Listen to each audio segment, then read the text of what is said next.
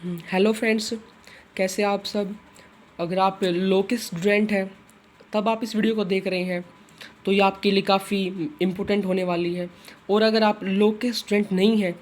किसी और फील्ड के स्टूडेंट आप या कोई आप एक आम नागरिक हैं, तब भी ये वीडियो आपके लिए काफ़ी इम्पोर्टेंट है। आज हम इस वीडियो में एक ऐसी धारा के बारे में बात करने जा रहे हैं जो भारतीय दंड संहिता यानी आईपीसी का जो सेक्शन 309 या 309 है उसके बारे में हम बताएंगे, जो आज के टाइम पर थोड़ा सा काफ़ी एक्टिव है इंडिया में स्पेशली। जो बताता है हमें कि अटेम्प्ट टू कमिट सुसाइड यानी जब कोई व्यक्ति अपने आप खुदकुशी करने का प्रयास करता है, उसके बारे में सेक्शन में बताता है। लेकिन इस सेक्शन को अच्छे से पढ़ने से पहले मैं एक बार हमारे संविधान को और अच्छे जान लेते हैं कि हमारा संविधान जीवन के बारे में क्या कहता है। जो आर्टिकल 21 यानी अनुच्छेद 21 है हमारे संविधान का, वो हमें अधिकार देता है राइट टू लाइफ यानी जीने के अधिकार। इसमें कहा गया है कि कोई भी व्यक्ति अपने जीवन को अपने ढंग से जी सकता है, यह अधिकार वह अपने पास रखता है। इस राइट टू लाइफ को एक बार सुप्रीम कोर्ट ने इसको अच्छे से बताते हुए एक केस में कहा गया, जो केस था ज्ञान Kaur versus state of Punjab. उस केस में कहा गया कि आर्टिकल राइट टू लाइफ यानी जीने के अधिकार में मरने का अधिकार शामिल नहीं हो सकता।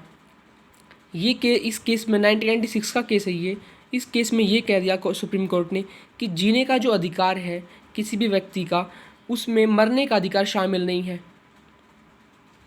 क्योंकि अगर जो व्यक्ति भारत में जन्म लेता है, भारत का संविधान उसे यह समझता है कि वो किसी परिवार या किसी जाति धर्म के लिए जन्म नहीं लिया। हमारे देश में एक व्यक्ति अपने राष्ट्र के लिए जन्म लेता है, उसका जो जीवन है वो राष्ट्र को ही समर्पित है, ऐसा हमारा देश का संविधान वो ये बात कहता है। लेकिन अब जो हमारा अगर इस सेक्शन 309 की हम बात करें तो इसमें कहा गया कि अटेम्प्ट टू कमिट सुसाइड यानी अपने जीवन को जब कोई व्यक्ति खुदकुशी करने का प्रयास करता है, अटेम्प्ट करता है, तो उसमें 1 साल की सज़ा और उसमें साथ में फ़ाइन या दोनों भी हो सकते हैं। ये सेक्शन 1860 में आईपीसी में ऐड किया गया है। 309 सेक्शन ये ऐड करने का पर्पज़ ये है क्योंकि जब ये 1860 में आईपीसी बनी तब किसी हत्या और आत्महत्या के प्रयास को धर्म के विरुद्ध यानी जो रिलीजन है उसके अगेंस्ट एक अपराध माना जाता था। अब आज के टाइम पर ये सेक्शन इतना एक्टिव क्यों है, जिसकी लिए हम इस वीडियो में डिस्कस कर रहे हैं, वो इसलिए है क्योंकि जब भी कोई व्यक्ति अपनी आत्महत्या का प्रयास करता है तो उस पर धारा 309 यानी आईपीसी सेक्शन 309 के तहत मामला दर्ज होता है, जिसमें 1 साल की सज़ा या दोनों, या फिर उसमें एक जुर्माने का भी प्रावधान है। इस सेक्शन के अकॉर्डिंग किसी भी अगर कोई व्यक्ति जो सुसाइड यानी आत्महत्या करने का प्रयास कर रहा है, उसको एक अपराधी की तरह यानी ट्रीट किया जाता है, ना कि एक पीड़ित की तरह। उसको जो हमारी लॉ है वो एक अपराधी समझती है कि आप अपनी अपनी जो खुदकुशी है वो नहीं कर सकते, आत्महत्या करने का या प्रयास करने का आपको कोई भी अधिकार नहीं है। लेकिन इस सेक्शन के बारे में आपको एक बात और ही बता दूं, अगर इसमें प्रयास करते वक्त कोई व्यक्ति विफल हो जाता है यानी पूरा नहीं कर पाता तो सज़ा है, लेकिन अगर वो सुसाइड कंप्लीट कर देता है यानी मर जाता है, फिर ये सेक्शन अप्लाई नहीं होता, क्योंकि किसी मरे हुए व्यक्ति को हम सज़ा नहीं दे सकते। जो लॉ कमीशन है उसने अपनी रिपोर्ट में कहा कि जब ऐसा व्यक्ति जो 309 के तहत कोई अपनी आत्महत्या का प्रयास करता है, जब वो हॉस्पिटल में जाता है या पुलिस स्टेशन में जब उस पर केस बन जाता है, तो उसको हॉस्पिटल में डॉक्टर्स द्वारा या पुलिस द्वारा काफ़ी प्रताड़ित किया जाता है। उससे यह डराया जाता है कि आप पर यह मुकदमा बन सकता है। इस डर को रखने के लिए या उसको और ज़्यादा डराने के लिए, इस एक्शन से बचाने के लिए उसे पैसों की मांग भी की जाती है, या और भी जो जितने तरीके वो उपयोग कर सकते हैं डॉक्टर्स द्वारा या पुलिस द्वारा या जो भी प्रशासन है, वो उस व्यक्ति को इन तरीके से बचाने के लिए इससे यानी आप पर ये सेक्शन हम इम्पोज नहीं होने देंगे। सिर्फ इस धारा से बचाने के लिए कि अगर आप पर यह धारा लग जाती है तो आपको 1 साल की सज़ा या इसके साथ जुर्माना भी लग सकता है। इसके तहत वो उस व्यक्ति से जो ऐसा अपराध करने की कोशिश करता है उससे किसी भी तरह की मांग रखते थे।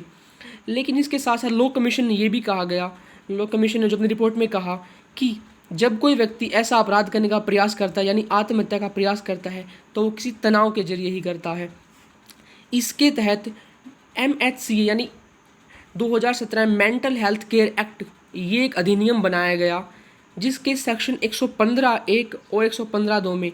कुछ बातें बताई गई। 115(1) में कहा गया कि अगर कोई व्यक्ति सेक्शन 309 यानी IPC के धारा 309 के तहत कोई अपराध करता है, अगर ये बात प्रूव हो जाती है यानी यह बात एक प्रूव कर देता है कि उसने यह जो अपराध किया है वो किसी तनाव के में आने के बाद किया है, उस पर किसी तरह का प्रेशर था यानी वो स्ट्रेस में था,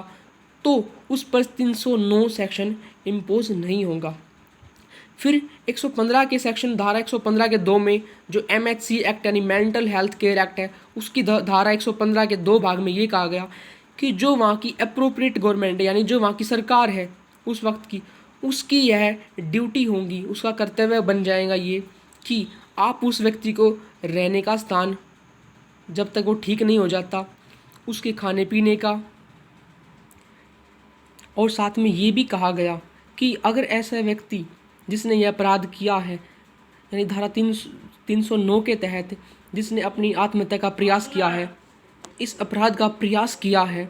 उसके उस तनाव को दूर करने की यानी काफ़ी हद तक कम करने की जिम्मेदारी भी सरकार की ही होगी। यानी कि जब से MHCA 2017 का ये एक्ट बना है तब से जो IPC सेक्शन 309 है वो काफ़ी प्रभावहीन हो गया है, उसकी जो इफ़ेक्टिवनेस थी वो काफ़ी कम आ गई है। उसकी वजह ये भी है क्योंकि जब भी कोई व्यक्ति आत्महत्या का प्रयास करता है तो उसके पीछे कहीं ना कहीं कोई तनाव या मजबूरी होती है। अब प्रश्न ये आता है, जो यहाँ पे क्वेश्चन बन रहा है फ्रेंड्स, कि अगर MHCA 2017 जो कानून है वो फोर्स में आ गया है, वो काम कर रहा है, तो IPC का सेक्शन 309 इसको रिपील यानी निरस्त क्यों नहीं किया जा रहा? उसके पीछे वजह है कि जो लॉ कमीशन ने और सुप्रीम कोर्ट ने भी कई बार कहा है कि कई बार लोग जैसे कोई भी गवर्नमेंट ऑफिशियल्स होते हैं या और ऑफिशियल्स होते हैं, उनसे तंग इतने आ जाते हैं कि वो उनको ही अपनी जान से मारने की धमकी देते हैं कि अगर हमारा ये काम नहीं हुआ तो हम खुदकुशी कर लेंगे। और कई बार सरकार को भी ऐसी धमकियां देने का प्रयास करते हैं, तब इस सेक्शन को प्रशासन या सरकार या पुलिस इस सेक्शन के तहत उन पर मामला दर्ज कर लेती है, ताकि उनको इस बात का डर रहे कि आप पर ये सजा या आपको इस सेक्शन के अंडर ये पनिशमेंट भी मिल सकती है। अगर फ्रेंड्स आपको ये वीडियो अच्छी लगी है तो इसको आप ज़्यादा से ज़्यादा शेयर कीजिए और लाइक और कमेंट करके मुझे बताइए कि वीडियो कैसी लगी आपको।